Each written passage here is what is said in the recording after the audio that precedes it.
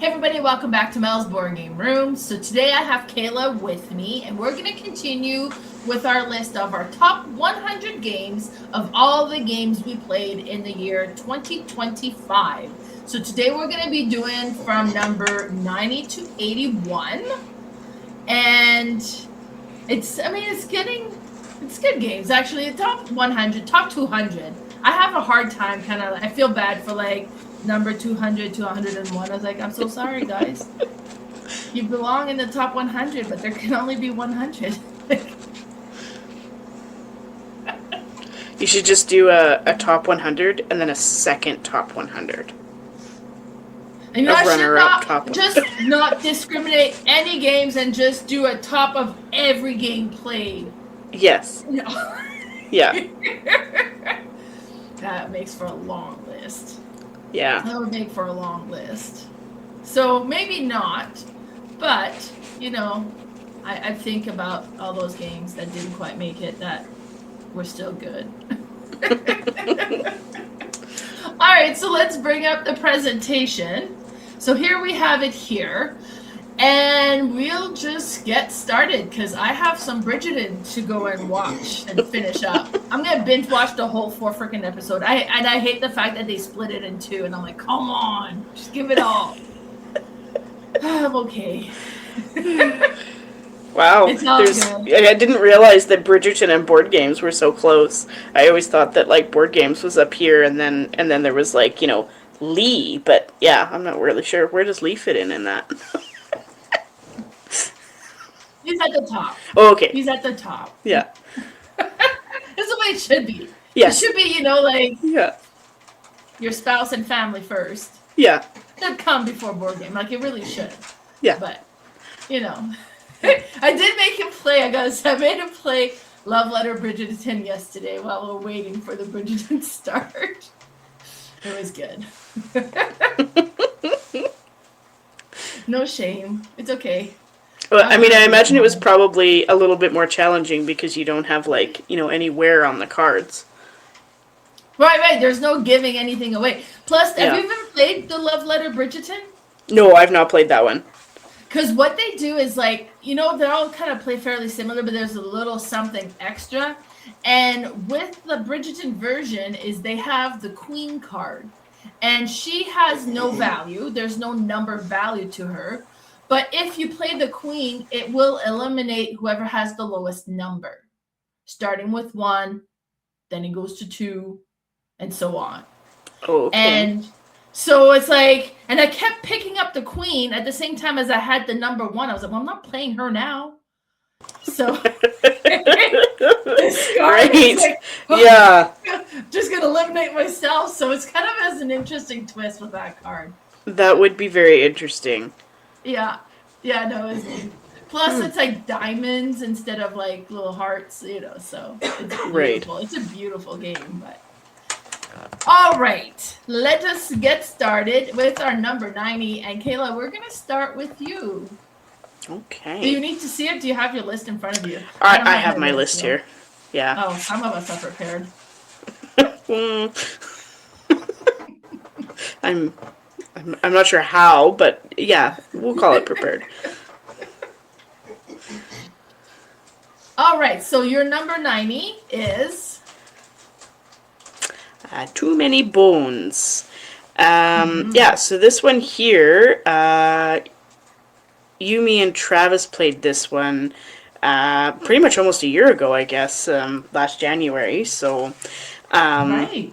It has a RPG theme, and it's dice driven. So you have these characters. And these are the little mats that you're seeing here on the video, and they're actually neoprene, super nice mats. Chip theory, right? Yeah. So everything's right. Super high quality, very waterproofy.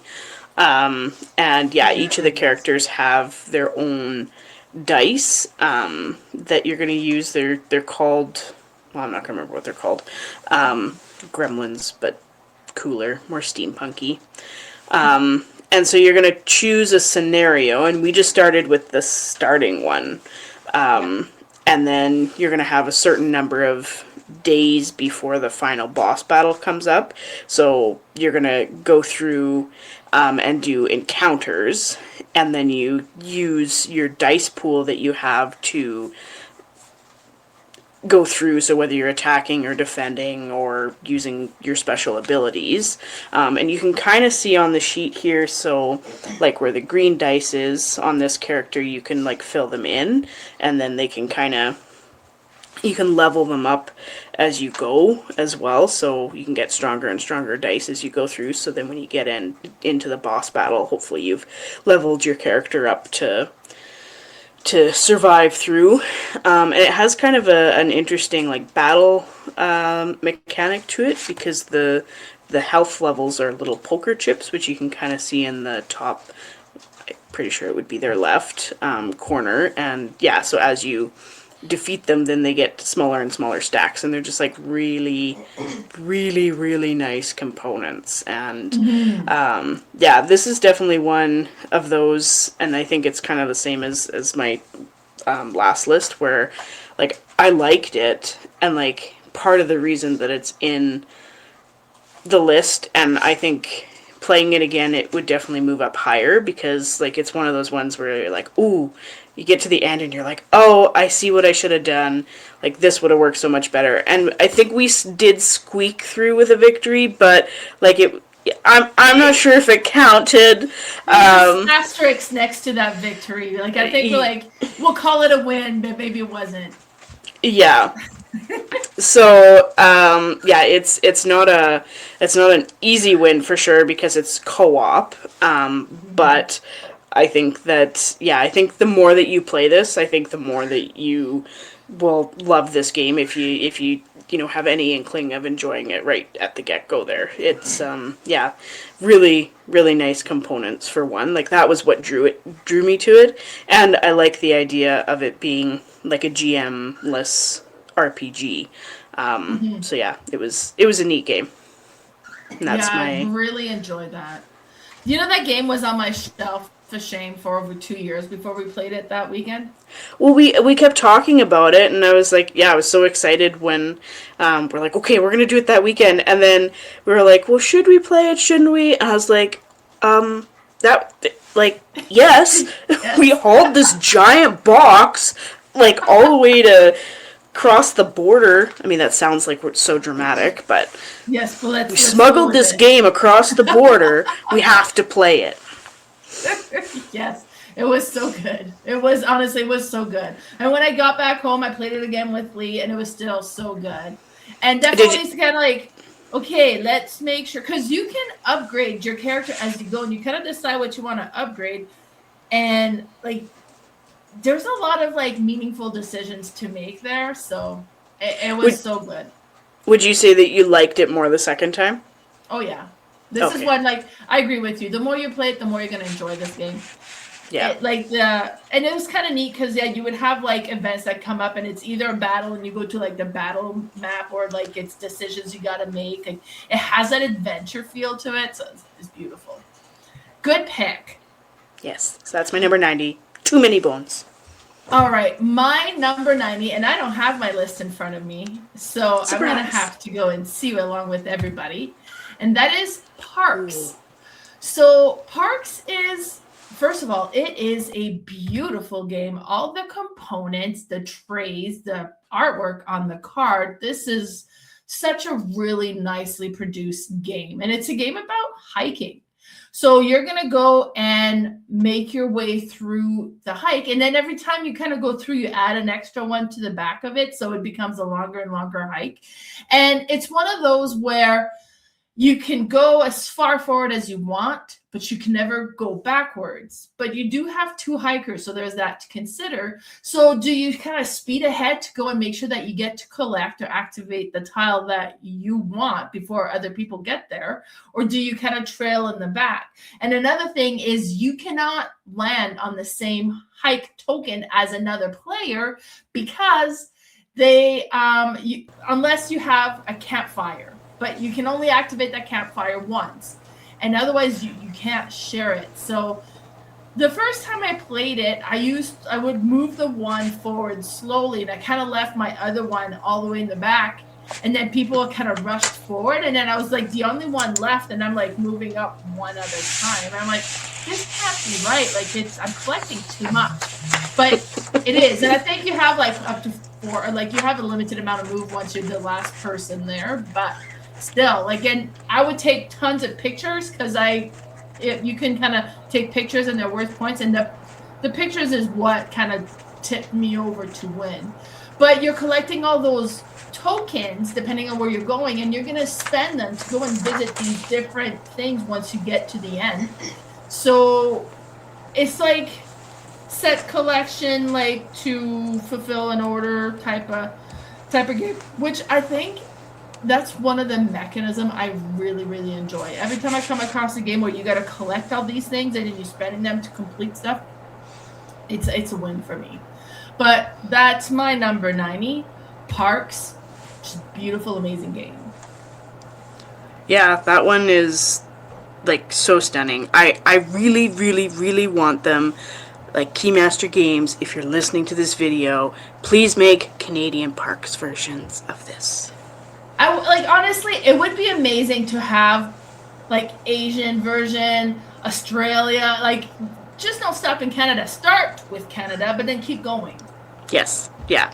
And I mean, I think it would be great because one of them is Glacier National Park, which was actually the first international peace park, and which was between Canada and the US.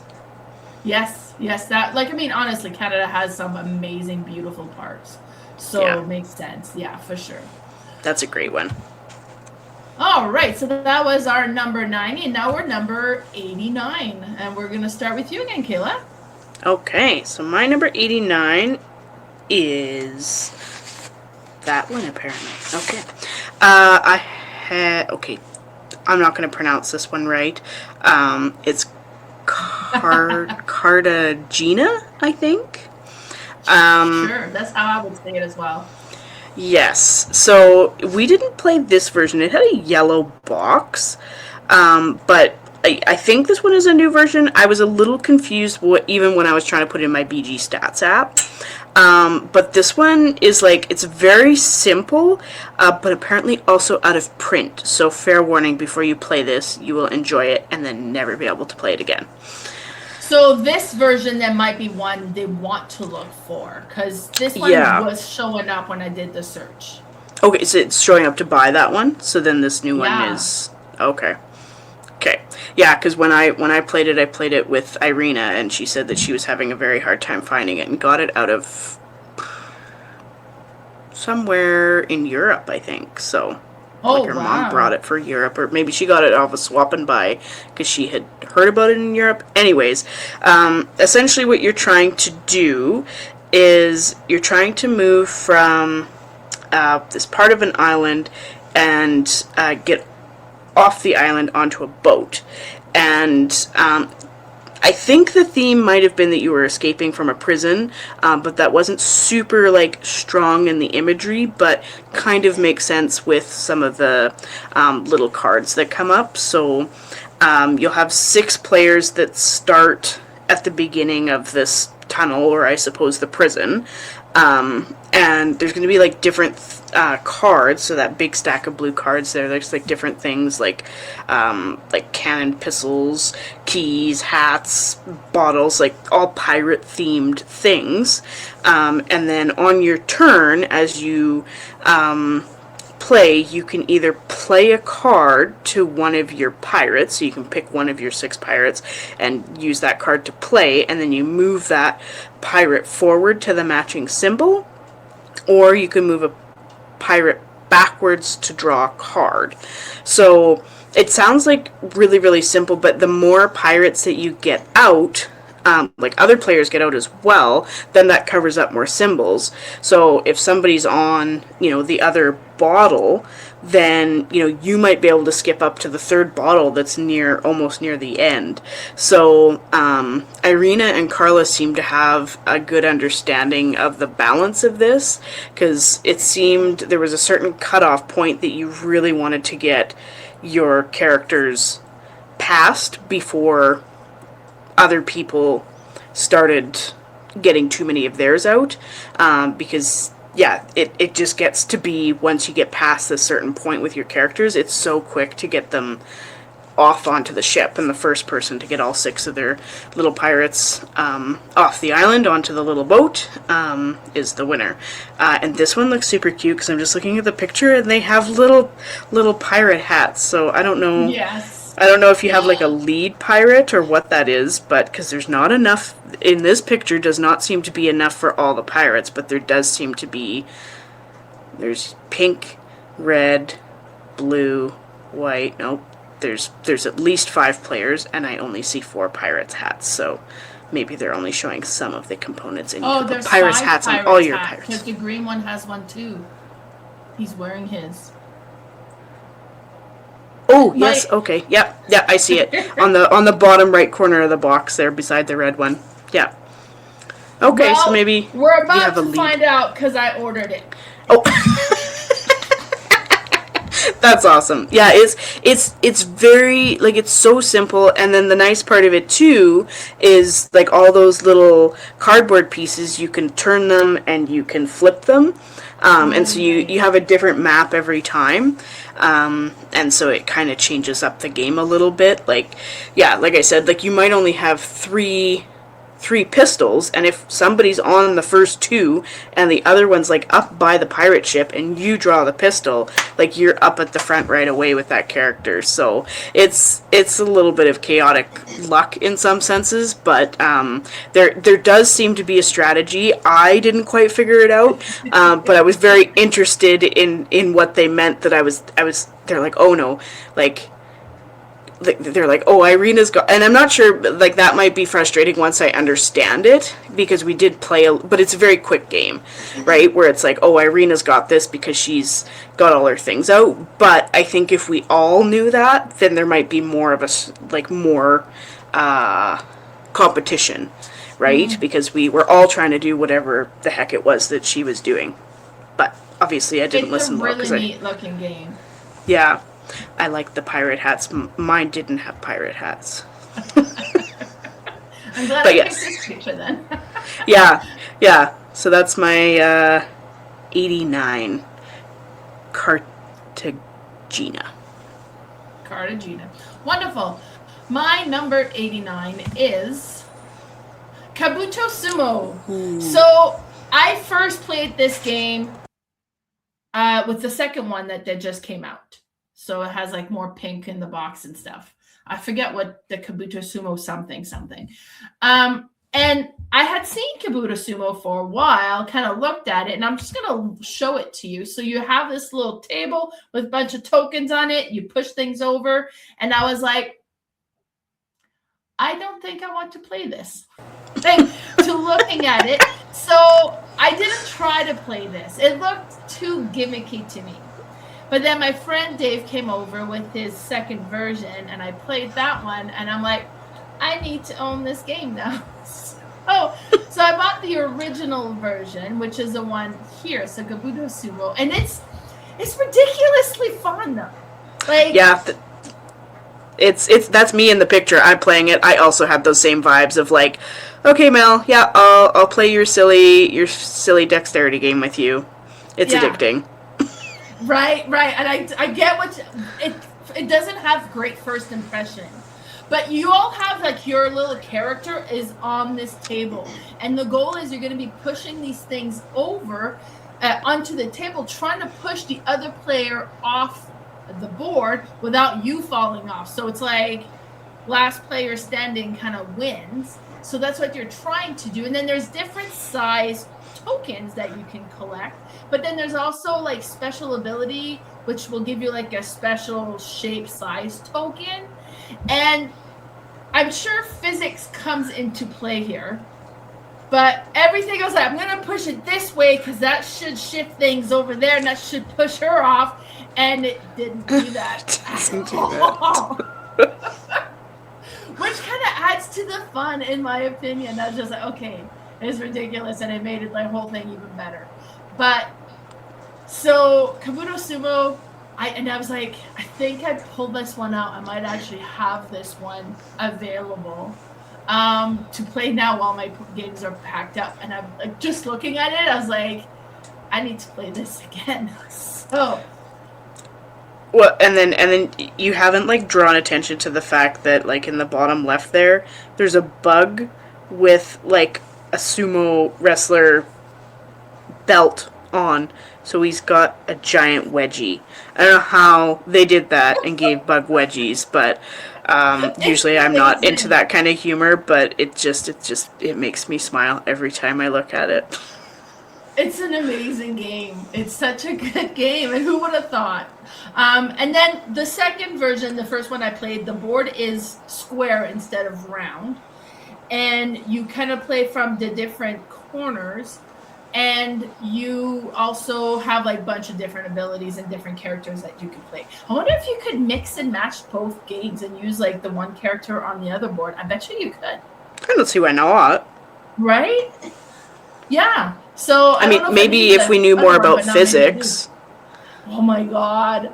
Like maybe if we knew physics, you shouldn't use the cactus on the square, because if you use the cactus on the square, it'll decrease or increase your chances. But I wouldn't be the person to ask. No, they're like I don't know how the whole thing works. But I mean, it's neat. And then like you all get different. Like there's like a dung beetle one. Like they're all a bunch of different. It's just such a really good game. And the other thing I didn't know, who were we playing this with? Was it Travis? Or was apparently it Paul? It was Paul. It was 100% Paul. Yeah. Yes. I didn't realize it's very punny. Like if you are into wrestling, there's like lots of little Easter eggs in this. Nice. So that's kind of fun as well. So I'm not super big into wrestling, but I have a little game coming this weekend that I'm excited to play. It's like it's like the Mexican wrestlers that do the masks, like the. Oh yeah. Is it like the Oink game version? That I don't know. Okay. Yeah, but I'll show you this weekend. Yes, sounds good. Me and Kayla are joining Carla at her card treat for a whole weekend of gaming, so it's gonna be amazing. It's gonna be good. Perfect. So that was my number 89, Kabuto Sumo. And now we're on to number 88. And Kayla. Nope, that's that one. That's the Cartagena one. Oh, because you told me to change your number 89, not 88. Is it? Does it look the same? It looks completely different. Yeah. But the box was yellow like that, and so when we were picking it on BG Stats, I don't know whether it was Irina or Carla. It was like, oh yeah, it's that one, but it's not that one at all. So this is the one that I had it uploaded on my BG Stats as, but it's not this one. Okay, hold on. Then let me swap your 89 and 88. So while I do this quick change, talks amongst yourself. What? Do you have any games that you're really excited to play at Cartagena? Yeah, well, there's a new Heat game. Oh, yes. Yeah. Well, I signed up for that, so I am excited for that one. And I think it's going to be really good.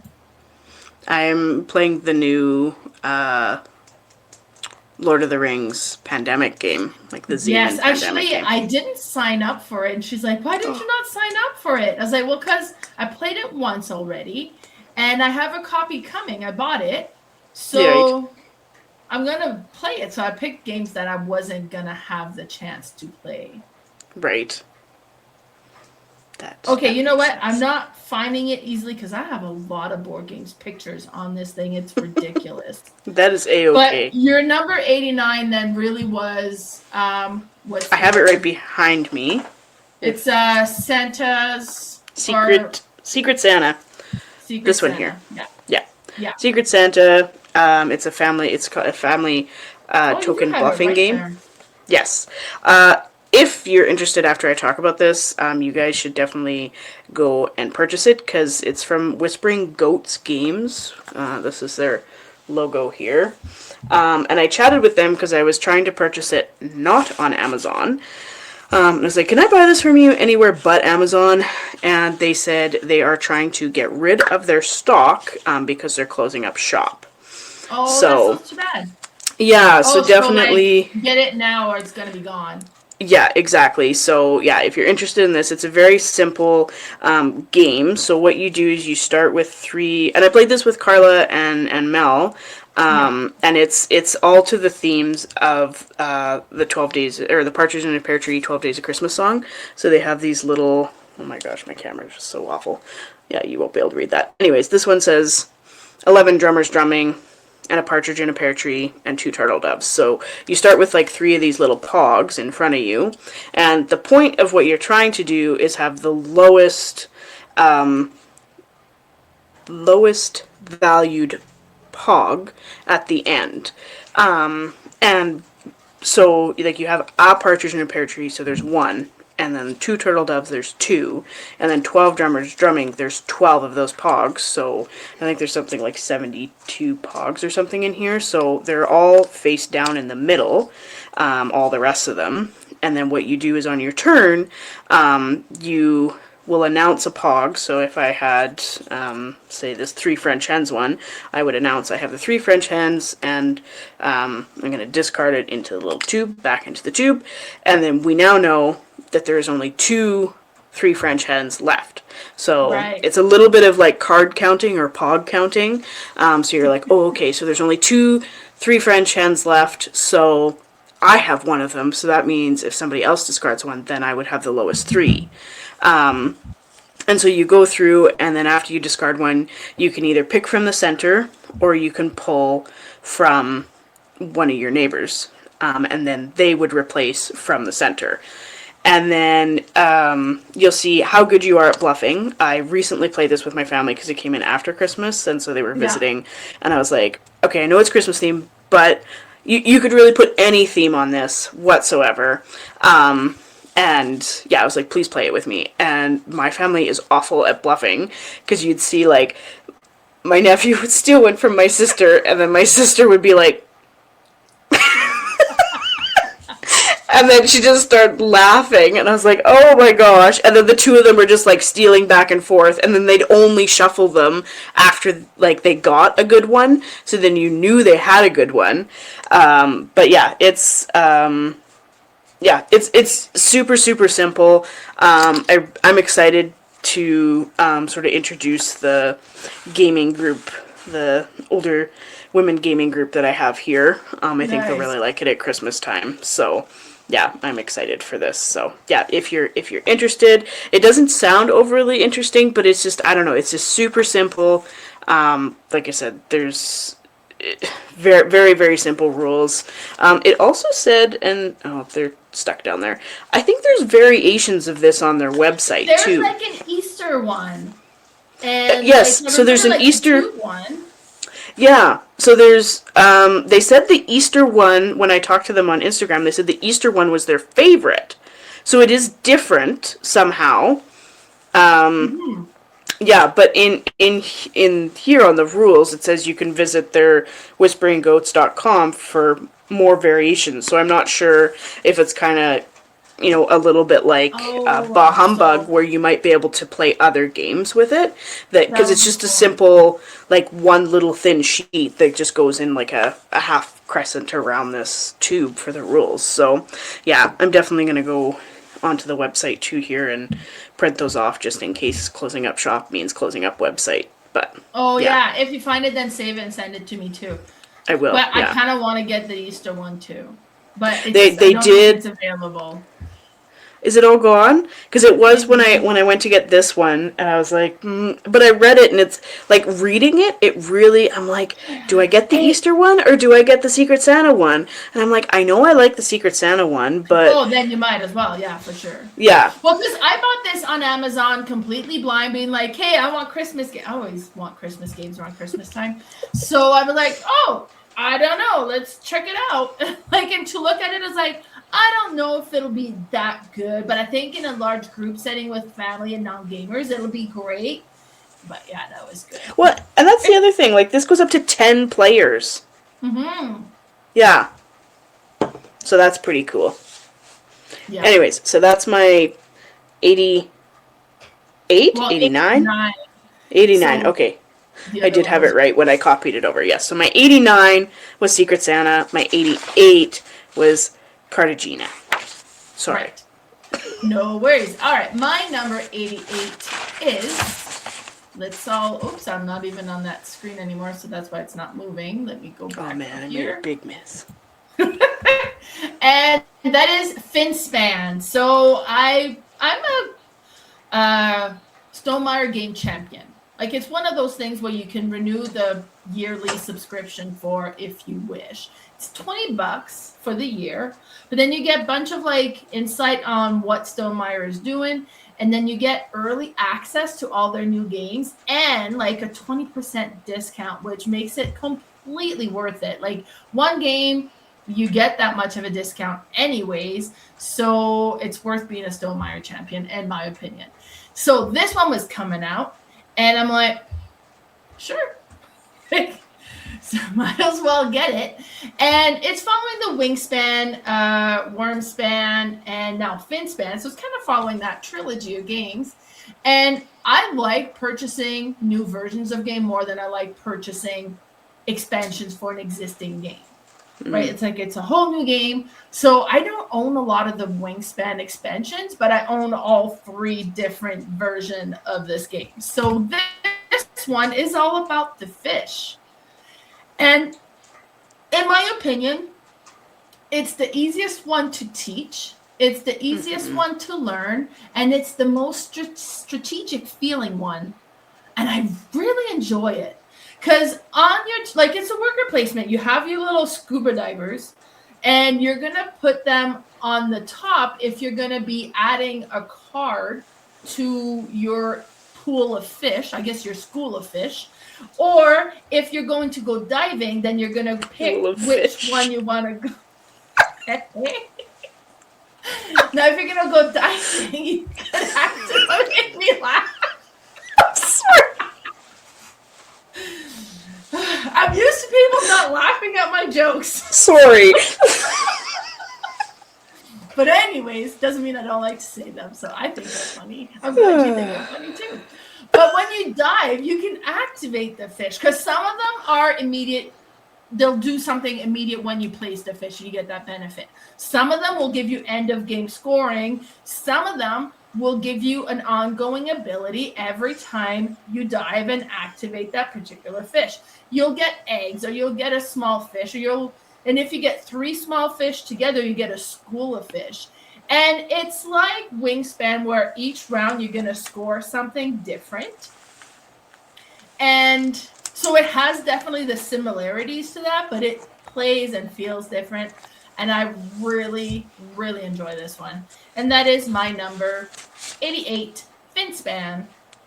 Nice. Good choice. I really like the little eggs for that one. Well, like, so I have the deluxe version, and then you have like the little squishy eggs and the wooden bits. Otherwise, they're all cardboard. So if you have the option, be like, oh, do I want the deluxe components? Trust me, yes, you do.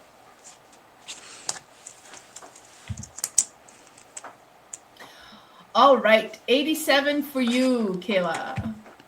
All right, so my 87 is Lords of Scotland. So I bought this one. Actually, I bought this one from Melcon.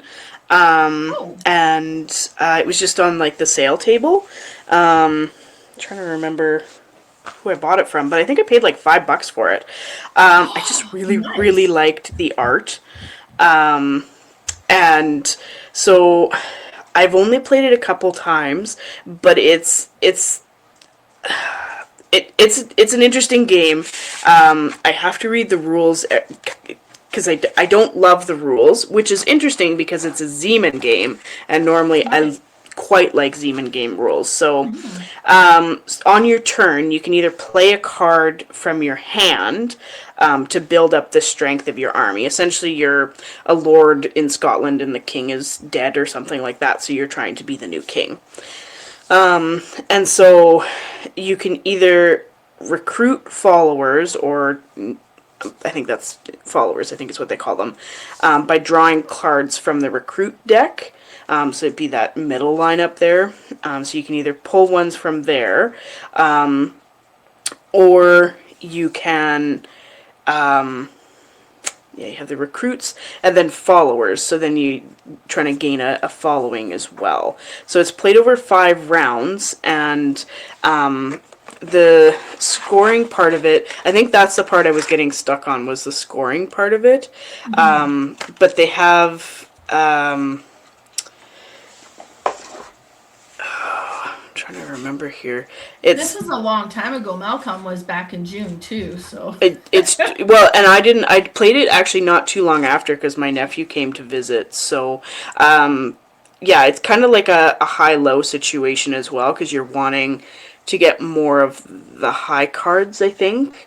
But you start wanting to getting some of the low cards. But I won't butcher and take time taking up how to play it wrong.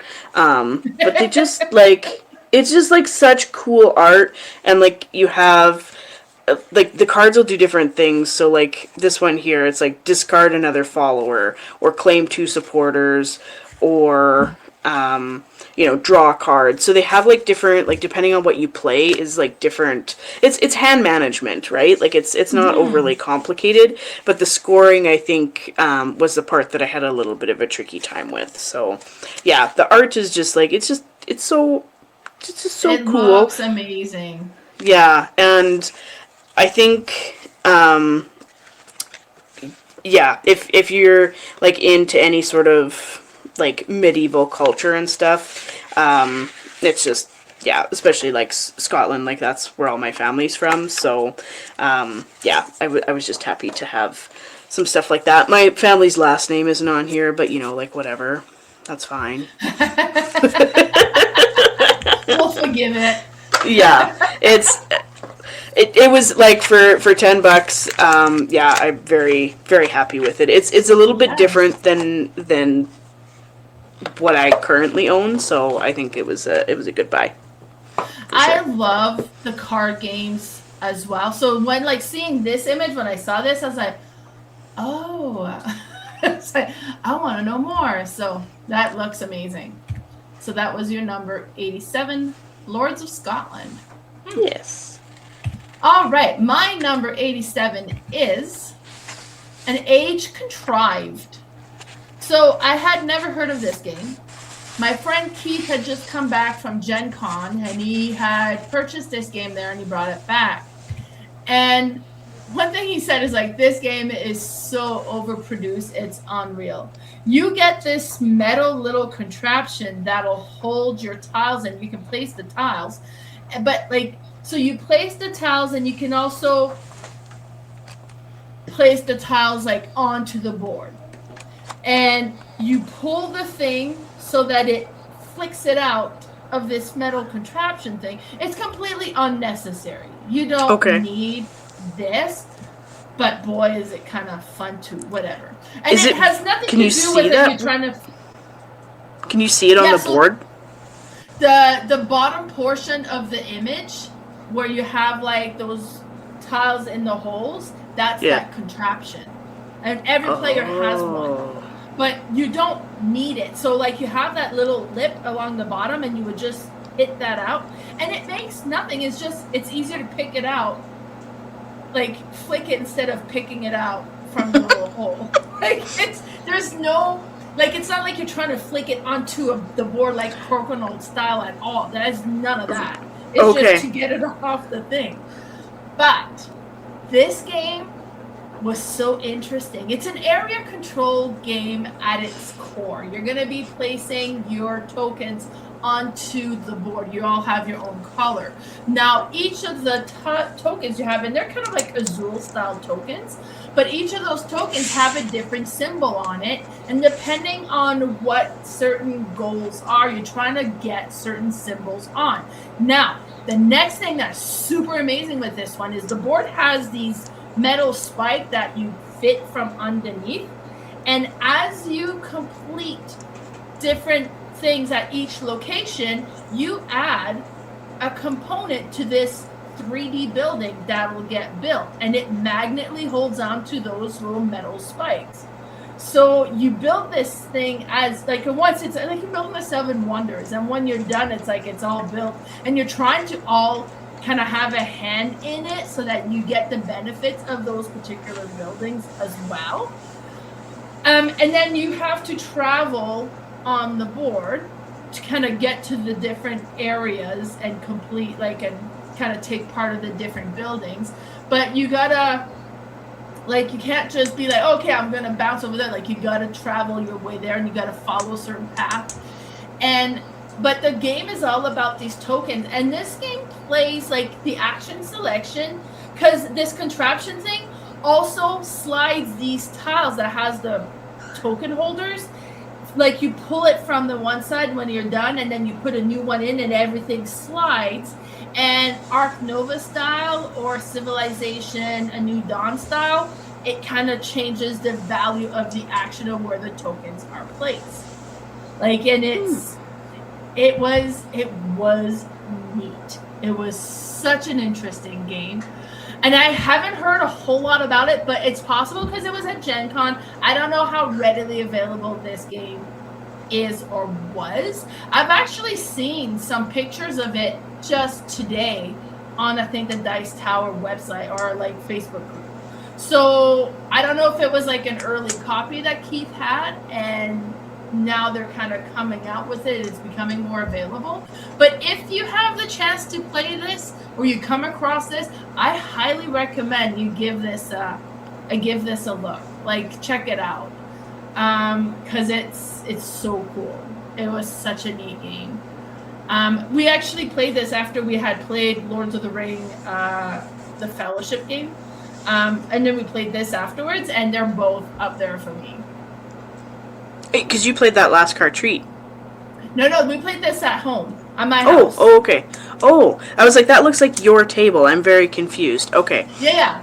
No, okay. Keith and Brent had came over, and then we had played this one. I think played this while. But yeah, so just amazing, beautiful, beautiful game. Yeah, I would be interested to see the price point on it, but that looks stellar. I think this is obviously a deluxe plus version. You probably don't need all of this, but I don't know how basic it comes. If it does, right? Right. But yeah, so that's my number 87, an Age Contrived. And now we're at number 86, and Kayla, we'll start with you again. Okay, so my number 86 is Chromino. It's like dominoes, but yeah.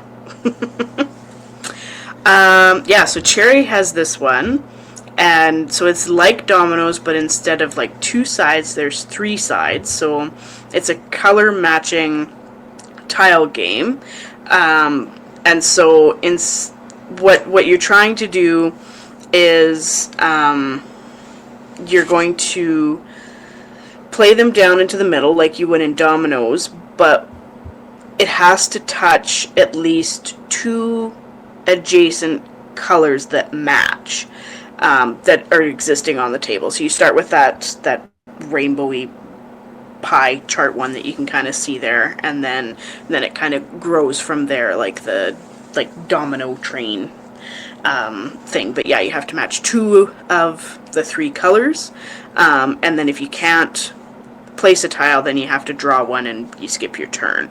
So as you kind of keep going, as you can imagine, it gets trickier and trickier to get them onto the board, and then the first player to get rid of all their tiles wins. So, yeah, it's very, very simple.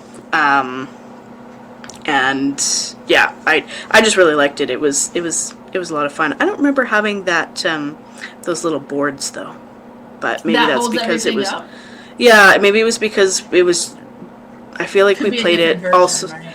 Well, I think because we played it in BC, maybe Sherry just brought the bag because then you didn't have to bring all the little board things. So that makes sense. Yeah. Yeah, no, I played that one with you in BC. I was really impressed with it. And I actually found it at the liquidation store in Red Deer, so I had Cherry pick a copy for me. And I'm going to be picking it up this weekend, so... Yay! Honestly, having my collection locked up is making me very little control over just purchasing. Because I don't like limited. It's bad. Okay. It's gonna like double the size of your board games by the time you're done. Well, there'll be more shelving and more space to play this game by the time we're done. The reno's downstairs as well, so I need to fill that up. Yes. So that was my number 86, Chromino. Yeah, great pick. My number 86 is Mercado de Lisboa. So I bought this one at Melcon, I think, and kind of didn't really know anything about it. Carla came over and she said, I'll teach you how to play. And we ended up playing it. It was so good. It was so interesting. And you're like building these, you're placing the tiles in like this middle portion of like the board. Like it's like you're building a, I don't know, like a neighborhood or whatever. And then, but you're activating based on like the sides, and it's been a while since I played it, but it was really neat because you're building it up and then activating, but then you're kind of blocking what you can do as well. So you want to be careful as what you do and when. And it was a very thinky, interesting game. And from what my understanding is, this is like the smaller, easier version of Lisboa, the game. I've never played Lisboa, so I couldn't tell you how it compares, if it's so similar or completely different. But it's my understanding that this is a little bit easier to play and to attain this one than its big brother version, Lisboa. But it was really good. Components were great looking. And, well, like, it didn't come with the metal coins, but I just put the metal coins when we're playing because I have, like, a set of metal coins. So it was great. And that's my number 86, Mercado de Lisboa. I'm not sure I like how the title is not square on there, but that's okay. I'm assuming you're supposed to read them like that, but yeah. Yeah. All right, so we're almost halfway through here, so we're on to number 85. And Kayla, what's your 85? My number 85 is Seti. So this one is kind of a more heavy strategy game, but it's cooperative. So Seti, so it's like the government group, the search for extraterrestrial intelligence. And yeah, this board is very extra. It has the little, in the middle you can get this little sun. You can get a battery operated one on Amazon, or you can get the battery that goes in it. I don't know what it is. Anyways, your sun can light up, which is very extra, but it was very cute. I didn't hate it. Dramatic. Yeah. Yeah, so yeah, as a player, you're part of this agency, and you're trying to search for signs of extraterrestrial intelligence or aliens. So you're going to, in brief, you're going to spend resources to launch probes, and then the probes are going to go out on the right-hand side of the board here into the planets, and you're going to scan the nearby planets and the moons and research technology and look for, radio signals and things like that, and you'll analyze the signals, and then you're trying to kind of balance the exploration part with your scientific development, which is your player board.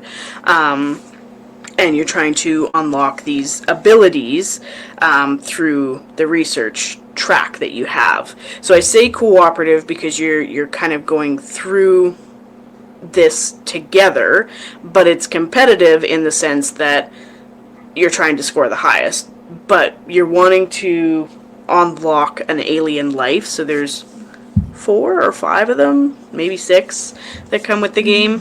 For some reason I have 4. Yeah, and I guess kind of a little bit of a secret in what they are, because especially when you first get to unlock them, it's all like, oh, like this is, I don't know.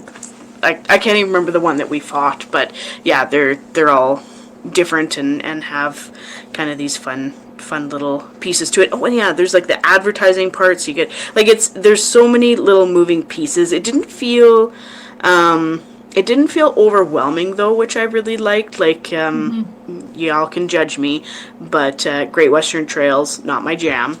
I found that there was like too much going on that didn't feel connected. This one has a lot going on, and maybe it's the space theme. Like I like space theme things and Western things. I really tried to like it. Yeah, but yeah, this one I felt like the theme really connected for me. So yeah, that's my 85 Seti. Have you played this one yet? I have.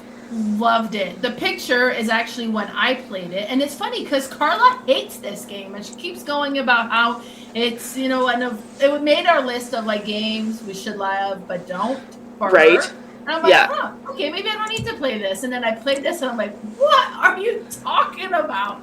This game's amazing. Now, I feel like it's her Great Western Trail. Maybe.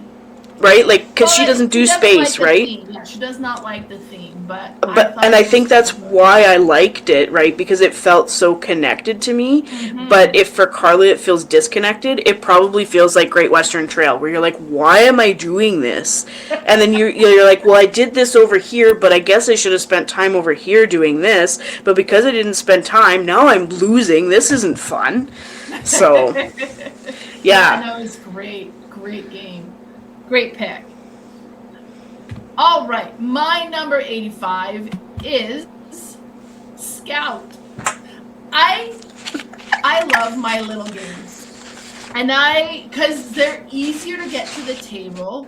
It's easier to play, or if you don't have a lot of time, play a little game. Or you're playing with people that aren't big gamers, play a little game. Or you've just played a big game and you want something a little easy, play a little game. Or you're just traveling and you want to have stuff in your purse to play, a little game. It just fits everywhere. And Scout is so interesting because it's one of those where it's like a card shedding game is what it is. You're trying to play cards to get rid of all of your cards. You always need to play to beat what's on the table. So if they have a run of 3 numbers, you can play a run of 3 numbers that is higher, or a bigger run, or I think it has to be higher than what they've played. You can make it a longer run. But so you can do that. However, you can't sort your cards. They are where they are. Now, when you get your cards, you're going to look at them and be like, this is crap. So you can turn them over and see the upside down. Nope, this is worse. So you're going to go back. You start by picking a side. Now, if you're not able to play and beat what's on the table, you can scout from what's on the table and take a card from either end. And that card, you can put any directions you want, and you can add it anywhere in your hand you want. So be like, I just needed this. Now I have this big, long run. This is great. And then you kind of build your hand to make it better. Now, if somebody manages to get rid of all of their cards, you're stuck with what you got, and they're gonna have to kind of. I think it's like one of those where you're trying to score as low as possible. On that one, if you're stuck, you want the lowest score because because when you scout, they get a point for scout for taking Right. a card from them. So they're you minus get points. benefit.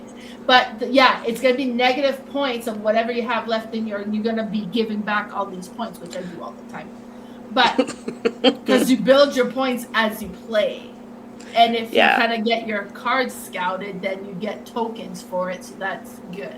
But yeah, no, it's such a good game. Now, I played this on the other version. It had another version. It was called Scout as well, I think. And the cards were more like a plasticky card. And the colors were beautiful as well.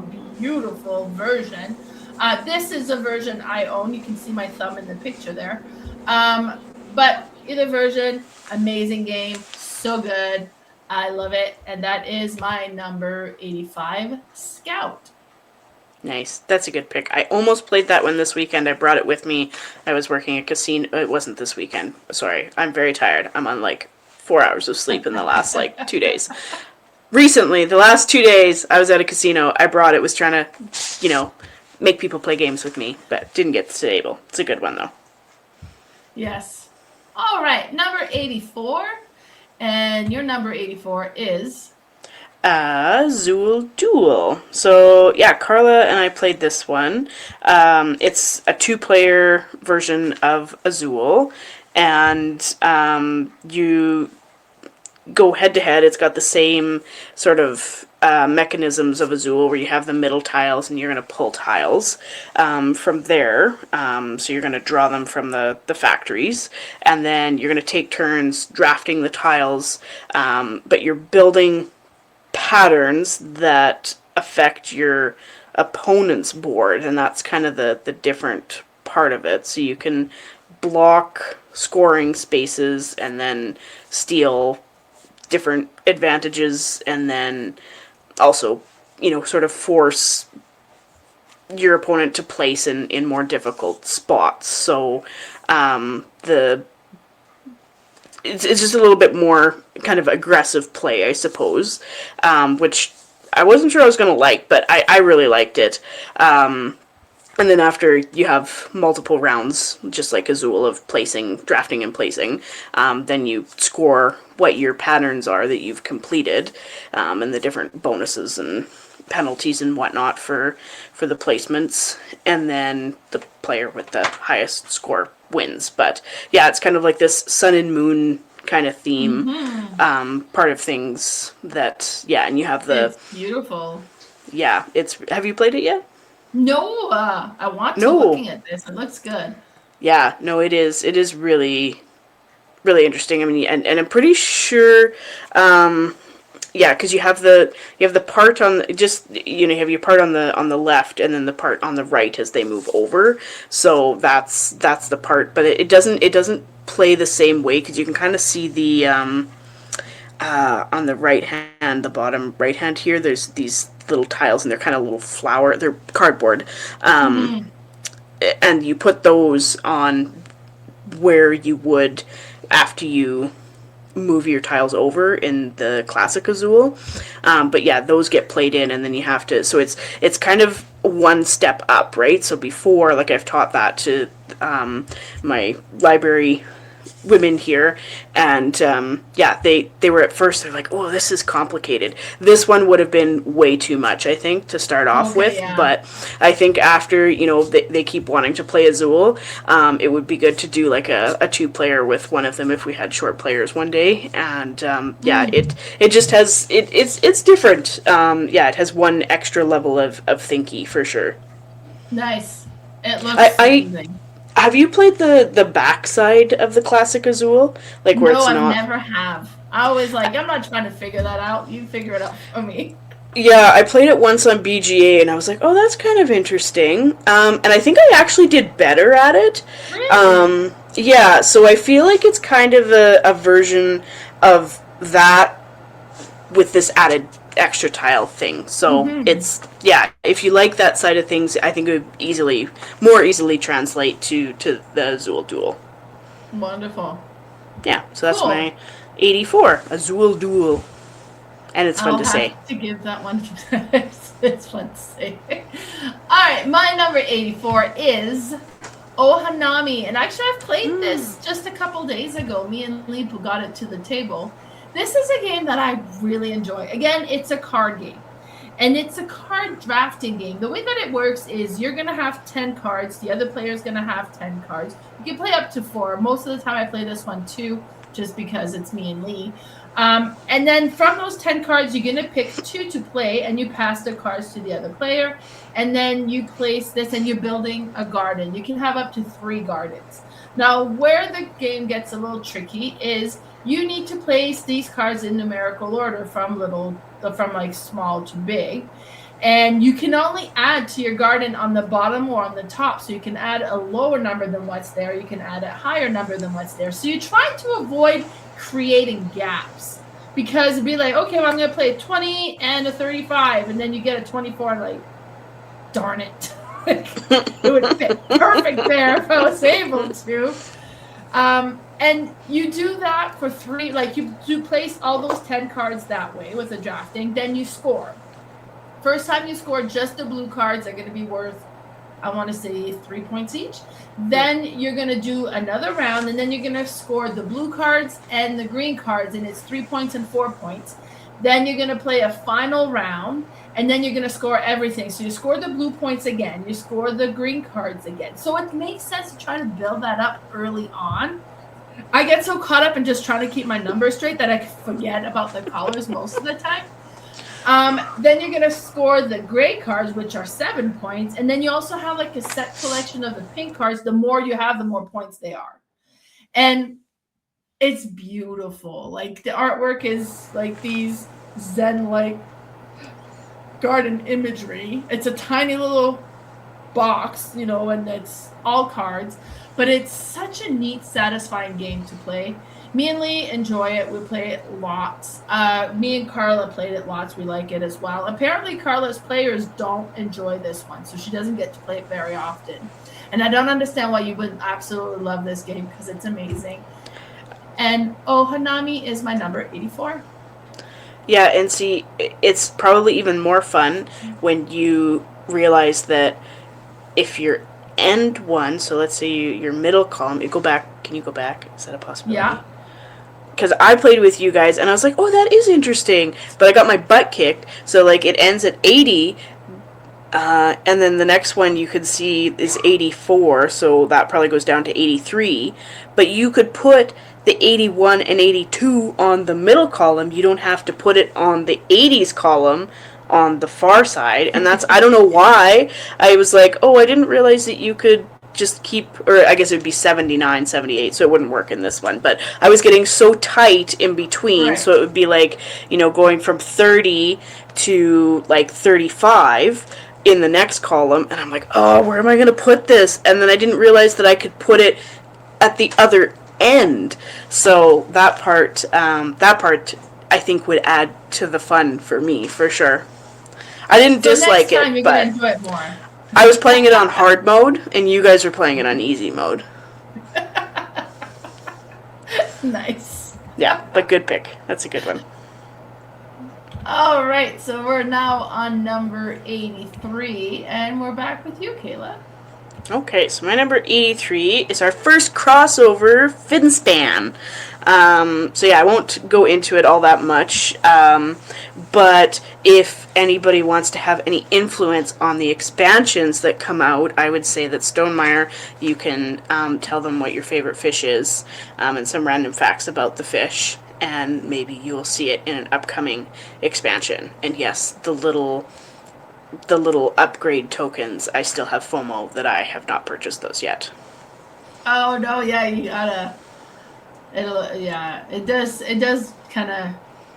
It just makes the game for my opinion. And one thing I want to point out, those little eggs, they're little round eggs, but they do have a bit of a flat edge, so they don't roll away too easily, but they can still roll away a little bit. Yeah, and I'm like our household is, we're Wingspan 100%. We got the big box, like we love it. We have everything. We're getting the new hummingbirds expansion that's coming in. We're very excited. I would like, they're different, right? Like we, you know, but Stonemaier Games, again, if we're listening, Keystone, Canadian parks, Stonemaier, Jellyfish, please put Jellyfish in the game. Oh yeah, for sure. That would be amazing. Yeah, I they never, could be like I the, don't think of a jellyfish as a fish. It's in the name. yeah. I don't know. We I think that one would make this one also a household staple for us, because we that's part of our dating story is jellyfish. So we're just very So excited fun. about jellyfish. Did you know that they have jellyfish that light up? Really? I mean, like I know like a lamp, but like in real life, jellyfish No, that in lights up. in yeah. So there's one that's it's got like a cord that goes from the bottom up to the top, and it lights up in like rainbow colors, like blue, red, green. We went to a jellyfish exhibit when we were in California. We went down to Monterey Bay, and we got to see they have these dark tanks, and then the jellyfish Oh, would light that's up. so cool. It was very cool. So I think there would be some very interesting mechanics that you could add with jellyfish. For sure. Oh, that would be neat. All right, sounds good. Yes, so that's my Okay, number so 83. Finspan. Wait, Finspan. And our very first crossover. Yay! Yay! Oh, I mean, we played together quite a bit, so I suspect we'll have more. I think so, yes. All right. My number 83 is March of the Ants. So this is a Kickstarter that apparently I kickstarted and forgot all about because it showed up one day and I'm like, huh, like, where's this game from? And I didn't remember it at all. I had never played the original version and nothing. And then Ashley's like, oh yeah, I brought that up.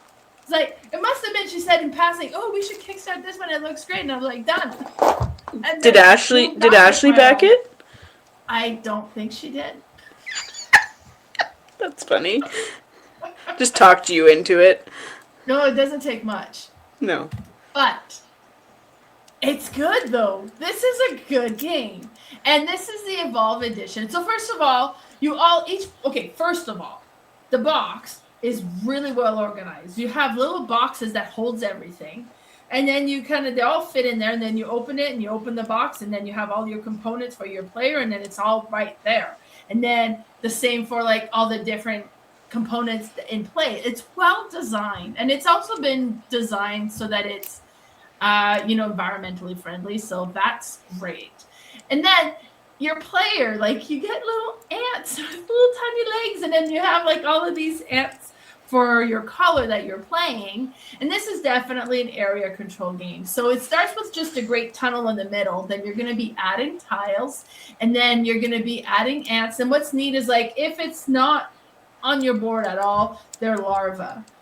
Or they're eggs, and then you put them onto your own player board. Now they're larvae, and then when you put them onto the tunnels, then they're ants. And that matters because depending on what cards you want to activate, you have to pay a cost, and sometimes it's larva that you got to pay. Sometimes it's an ant that you got to pay, or sometimes it's one or the other. And then I'm not touching my ants. Those are like my area control. I've got control here, so I'll pay with my larva. Or vice versa. So it's neat that way. Now the first time we played this completely wrong. Oh, very wrong.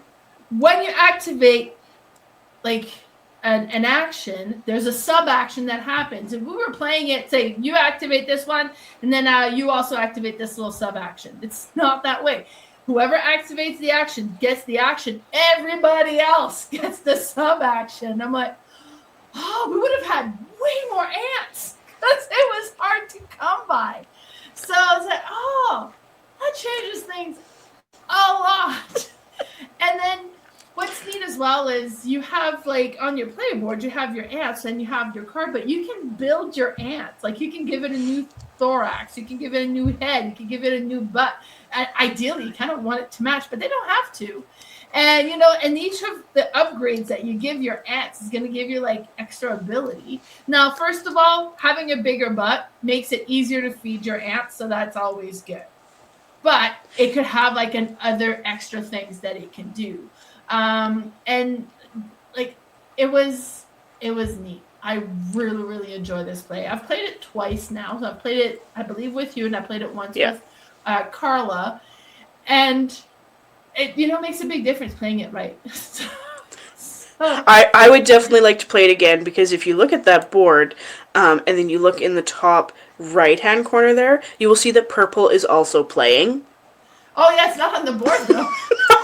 I sucked at this game so bad, but I really liked the ant part. Like you said, like you could switch out all the pieces, but I was just having the hardest time like doing anything. Area control is like it's not it's not my jam. Just I'm not great at it. I really enjoy it, but yeah, I was not great at this game. But I definitely probably would have done better if I had had some more options.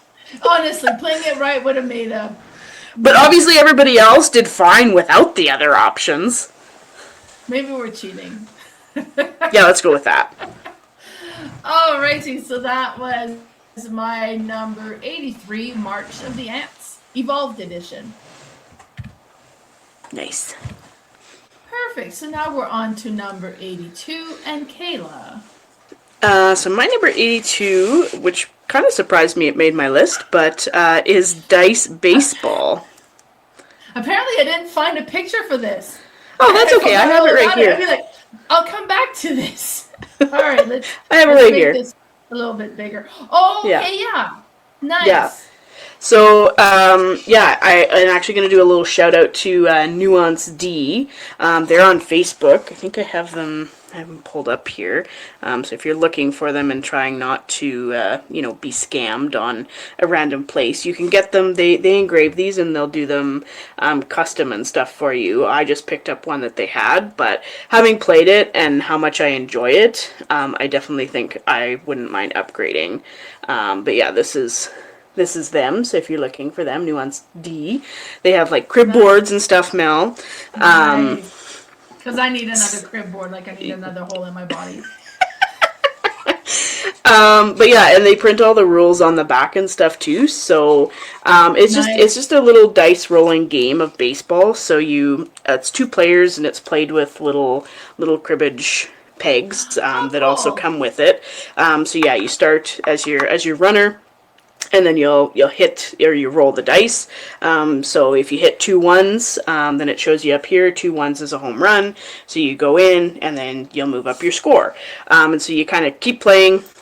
Here, you do the 9 innings, which is tracked here. And that's basically it. And then the person that has the highest amount of points wins. So yeah, and it goes up to, it shows 20 points on here. My spouse and I played it, and we didn't roll a lot of double ones, but yeah, it's fun. It's kind of thematic, right? Because I mean, it's baseball, right? So you're gonna try your best to hit the ball, but sometimes, even the professionals miss. So yeah, you got singles and strikeout and a pop out and things like that. So it's it's very simple. We played it while camping, so all you need is the board, a couple pegs, and the dice. So yeah, that's my 82 Dice Baseball. I own this game. I have a bigger board of it, like it's a big board. And it's with marbles to keep track. Like it has like the grooves for the marbles and then the 2 dice. Because Nick was playing a lot of baseball when he was in school, so I was like, oh, that probably would appeal to him, and it did. So neat. I didn't recognize. I was looking online. I wasn't finding. I think I was supposed to check with you, and obviously I forgot. No, you did check with me, and then I confirmed. You asked if it was this one, which it had a picture of a baseball dude, or the carved one. But yes, that's okay. I had it right here. I was ready. I was prepared. I just got to show it off for Nuance D. I'm glad one of us is, organized. It's never me with Carla as well. It's never me. So I've made my peace with this. It's my whole life. All right, my number 82 is, let's see if I picked a picture for myself. I did. Tobago. Oh, good one. So, Tobago is such an interesting game. Now, we played it the first time, me and you, on a tiny little hotel table, which is what this is a picture of there. This is a little, I think it's a desk they had against the wall, and we pulled it out and made it into a little 2-player. But this is reverse deduction. And I was reading up on that. I have no idea what that means. But okay, whatever. We'll try it because it doesn't take a lot to convince me to play a game. So, with reverse deduction, what they mean is that you have this map. And you're going to take, and you have these different treasures. There's like 3 different treasures, 4 different treasures, something like that. And we're trying to find this treasure. And we got to create the rules to narrow down the treasure to one location. So kind of like search for Planet X, but reverse. Mm-hmm. So then you'll play, and then you can add a rule to any of the treasures. Be like, okay, well, I'm going to add a rule to this treasure that says the treasure is within 2 spaces of a forest location. So then, if it's narrowed down enough, you can start placing the tokens or like the little cubes to show, okay, well, it could be here, here, here, here, here, here. Okay, these are the possibility. Then somebody else goes and adds a thing and is like, it's on the beach. Okay, so now you remove all the tokens that are not on the beach, so it narrows it down further. And when you narrow it down, it's like, oh, it's right there. There's the treasure. Then you need to race to get to that location. And then you get to that location and you get to add another card. Like finding it gives you another interest in it. But now, once you've found the treasure and it's been collected, everybody who's contributed into submitting rules for this location and or found the treasure, then they get to add treasure cards into it because we're going to dig for treasure and we're taking part. And then you're going to look at some of the treasure cards. You're going to see some of them. You're not going to see the other players. You're not going to see some of the ones that are just added blind. And you kind of give those a shuffle. And first player gets the choice. So be like, okay, here's what the treasure is. And it's like so much value. And be like, I'm going to collect that. Well, because you get to collect however much you participate into it. So if you provided 2 of the rules and found, you get to collect 3 of the treasures. And if you only supplied 1 rule, then you only get 1 treasure. So be like, okay, I'm going to either collect this treasure or I'm going to pass and then be like, hey, well, I'm not collecting this one. So Melanie, do you want this? Well, I know I saw a much better treasure than what's out there. So do I wait up for it? But I'm not first, so I might not get the chance. You're probably going to pick that up. This is a decent one. Sure, I'll take it or whatever. Or no, I pass it, it's gone. And then you do that with all the treasures. Now, eventually, there's curse treasures as well, which is like, oh, you get a curse. Treasure hunting is done. Nobody gets anything else. And it's like, oh, no. But it is so neat. Components are amazing. You have like the little tree icons. You have like the little statues that's going to be on the island. You'll have a little hut. Then you have like the background layout of what it looks like. And then you get these treasures. And then like reverse deduction, in my opinion, is even better than deduction. And because a lot of people don't like deduction, that happens. I personally love deduction. But reverse deduction is even better. So that was my number 82, Tobago. All right. So now we're on our last installment of this segment here with 81. And Kayla, we're with you. So my 81 is chicken.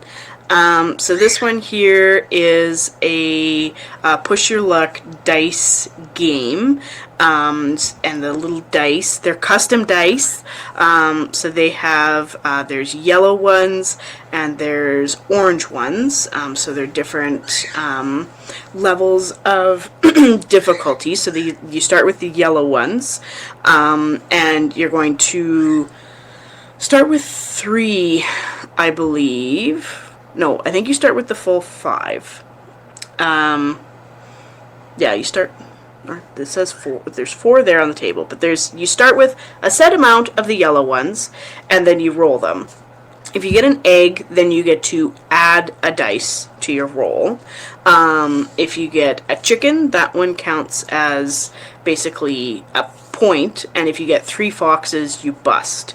And then, so then what you could do is you can either choose to stop and score the chicken, or you can add the dice for the chicken egg, and then keep rolling. And when I first played this one, I did get the rules wrong in that you could keep going basically forever until you bust, but I think there is a limitation on it. And if you decide to stop and score, so let's say I've added, so if it's these 4 yellow ones that you start with, and there's that yellow one there, and I added it, and I scored 2 chickens, and then it's Mel's turn, then Mel can choose to either roll what I've built the dice pool up to, or you can chicken out to roll fewer dice. So, basically you're trying to get the most chickens without getting 3 foxes and busting. Then you get, this little board here is actually like a linen, like a fabric board, and it goes into this cute little circle. Cylinder is the word. This shape is a cylinder. I feel like that video. The square goes in the square hole. The circle goes in, and it goes in the square hole. I know the video you mean, and he just puts everything in this thing. Oh, I just dropped it. You can't really see it in that picture, but this part here, look, it has like chicken wire all on the front of it too, so it's just like, I love the art on it. I think it's great, and it's a Scott Alms game, I realize that. Yeah, and it's from Keymaster, so like, look at 2 Keymaster games on our video today. Nice. Very nice. I played this with you, I think the day we went to that play. Oh, that'd be a little pick-me-up. No, we played it first, which was good. Oh, yeah, you're right. I was like, hey, want to meet early and play some games? So we met early, had some tea, played some game in the little restaurant, and then we went to the play, which was Fever. Honestly, yes. It was a great... It was very well done. It was very well done. It was. It was funny, though. My favorite part of this whole play was at the end of the play, we got up, and I'm sitting next to this little older lady who gets up, and she's like, I really like musicals. And this was not a musical at all. Not at all. Not even a little bit. Oh, but it was fun, though. We played quite a few games, this one being one of it first, and that was just perfect day anyways. Yeah, the play was interesting, the games were fun, and the food was amazing. The food's very good. Wonderful. Yeah. So that's your number 81, chicken. Yes. Cool. All right. My number 81 is Otter. Okay. So Otter is by Charming Games, which is so fitting because so far all of their games are the most adorable games you will ever come across. And Otter is just so flippin' cute. So you have... went the wrong way. Let me bring up the picture here. So you have 3 otters that are laying down, and they like to collect things, and then they carry it on their belly because they're all floating around in this river. Now, each otter have a different rule, and they have a different suit that can be played on them. So in this picture, the first one on the right, you can play higher, and you can play the frog. Now, you can, because it's a card shedding game, you're trying to get rid of all of your cards to get your shiny rock. And then you got to get 2 shiny rocks to win. So you can play higher and frog on that location. Now, if you play a higher card that is a frog, then you get to keep playing. If you play higher but it's not a frog, your turn is over. Or if you play a frog but it's not higher, your turn is over. And you can't play on multiple otters. You pick one, and that's the one you're going to play that round. Now, you can manipulate the rules first. So I could flip that from higher to lower because, obviously, a 12 is fairly high. I'm not going to be able to play very high from that.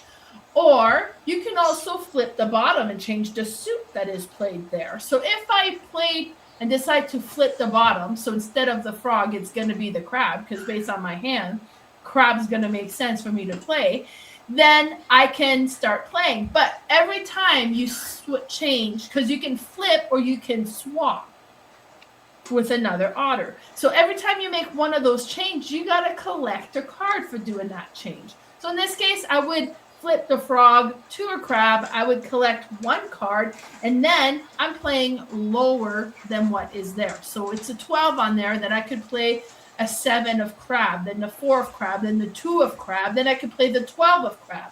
Now 12 of crab is not lower, but it's still a crab, so I can play it, but because it breaks one of the rules, my turn is over. But I got rid of 4 cards, so that's pretty good.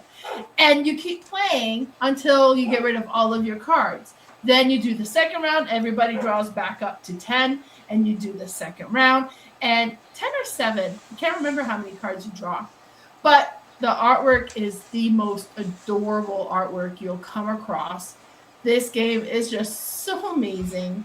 And Otter is beautiful by a charming game. I absolutely love this game. It's a cute one. I got the deluxe one too, which came in a little plushy bag. Which is if I ever get this game, I'm going to steal your little bag, and I'm going to keep it in the bag. Many people have threatened to do it, because I will not keep my game in that bag. I'm sorry. I'm not putting a plushie on my shelf.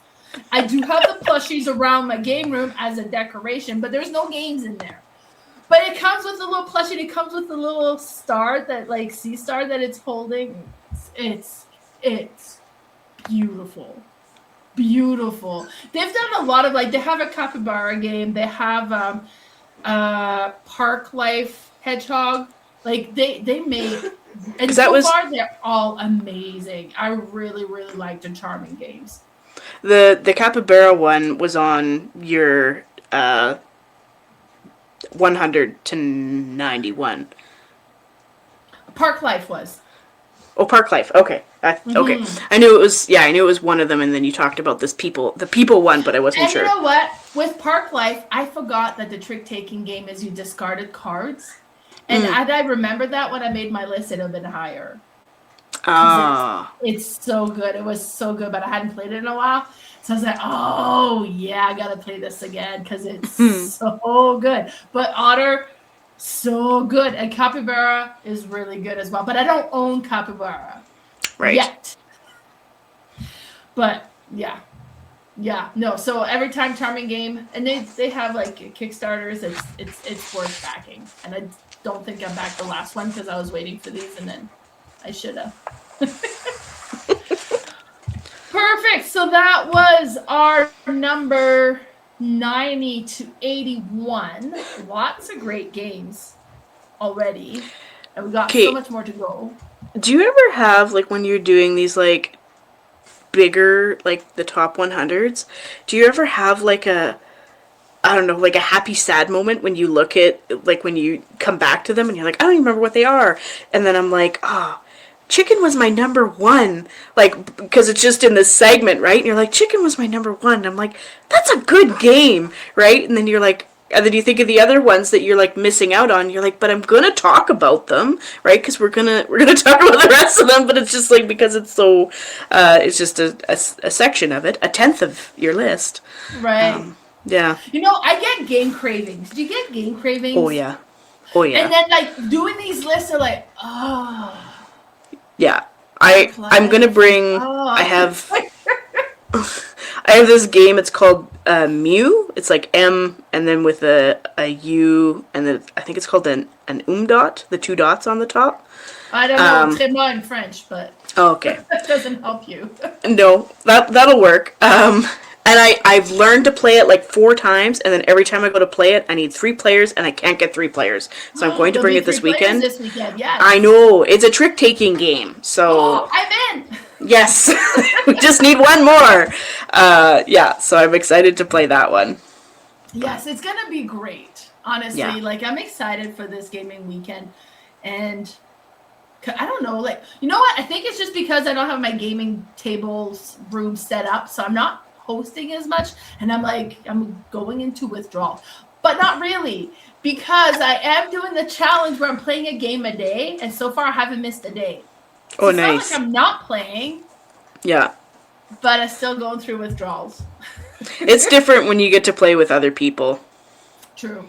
Yeah, I've been trying to play more solo games this year, and I tried to play the 20 strong game, and I'm just like, I could have probably stuck through it a little bit better to try and figure it out for myself, but it's like cooking dinner, right? Like, why am I going to suffer through this just for me? Well, and I made my peace that I might have to solo to play a game a day this year. Yeah. But I'm not looking forward to it. I should lend you my my Super Pinball 4K. That one and I have it.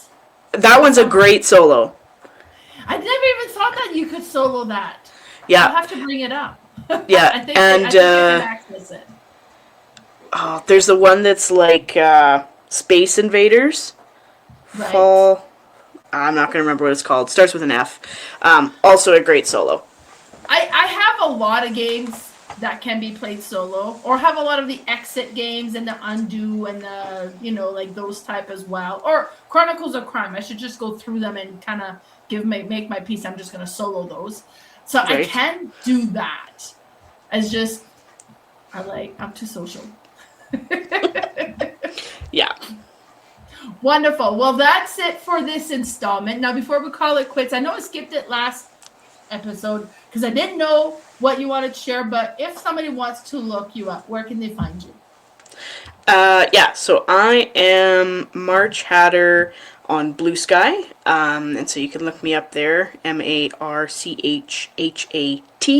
not hater, Hatter. You're like the most less hater person I know anyway, so that would not fit.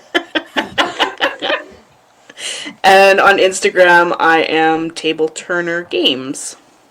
Perfect. And I'm also on Instagram at mels_boardgame_room. I'm also on Bluesky, I think, Mel's Board Game Room.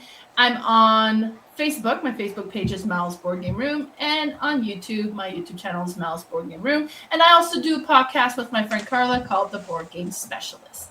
So thanks so much for tuning in, everybody. And we'll see you next week with our next portion of the list.